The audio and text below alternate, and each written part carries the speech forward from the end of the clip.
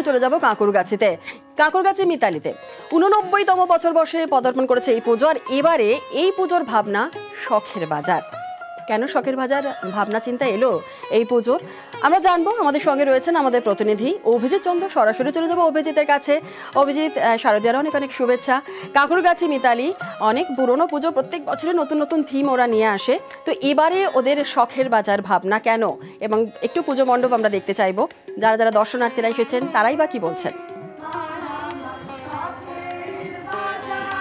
জুড়েলা কাঁকুরগাছি মিতালি, ছোটবেলা থেকেই এই কাঁকুরগাছি মিতালি একটা প্রত্যেকের কাছে একটা আকর্ষণের বিষয়।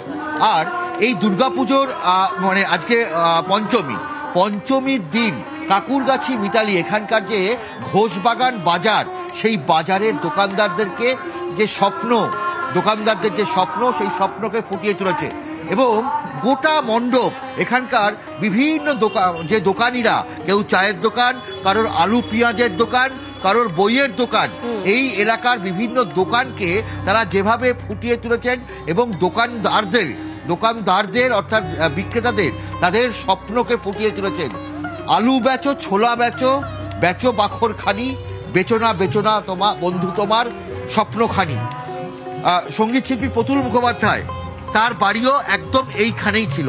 আর সেই প্রতুল মুখোপাধ্যায়কে সম্মান জানানোর জন্য তারা এই শখের বাজারকে তারা এখানকার পুজোয় 89তম বর্ষে তুলে ধরেছেন।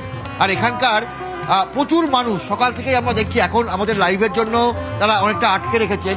তবে এখানকার যেভাবে এই দোকানিদেরকে তারা সম্মান দিয়েছেন, সত্যি 89তম বর্ষে এই শখের বাজার সত্যি শখের বাজারে পরিণত হয়েছে। আমরা কথা বলবো এখানে উদ্যোক্তাদের সঙ্গে। আপনার নাম? আমার নাম পার্থ মণ্ডল। এই যে ভাবনা শখের বাজার, কেন, কিভাবে পরিকল্পনা রূপায়ণ করলেন? এই শখের বাজারটা অ্যাকচুয়ালি 3 মাস ধরে এখানে একটা বাজার বসে, মানে এই 3 মাস ধরে তাদেরকে বাজারটাকে শিফটিং করে দেওয়া হয়। এই যে শিফটিং যে করে দেওয়া হয়, তাদের অনেক অসুবিধার মধ্যে দিয়েও তারা মুখ বুঝে এই সমস্তগুলো আনন্দের সঙ্গে মেনে নেয়। এবং তাদের যে স্বতঃস্ফূর্ততা, এই বিষয়টা আমরা 89 বছর ধরেই তারা আমাদের সহযোগিতা করে। তাই আমরা এবারে শিল্পী অয়নের সঙ্গে আমরা বসে এই থিমটা চেষ্টা করেছি। এবং শখের বাজার যে নামটা, এটা হচ্ছে অয়ন বেহালায় বাড়ি, তার একটা শখের বাজারে তার দোকান। আপনার নাম? সুদীপ দলই। কিভাবে এই শখের বাজারকে কিভাবে তুলে ধরেছেন? ওনাকে দিন। শখের বাজারকে কিভাবে তুলে ধরলেন? শখের বাজারকে আমরা ফুটিয়ে তুলেছি দৈনন্দিন জীবনযাত্রা যেরকম ভাবে হয় রোজ, সেইটাকে আমরা তুলে ধরেছি, চেষ্টা করেছি অনেকটা।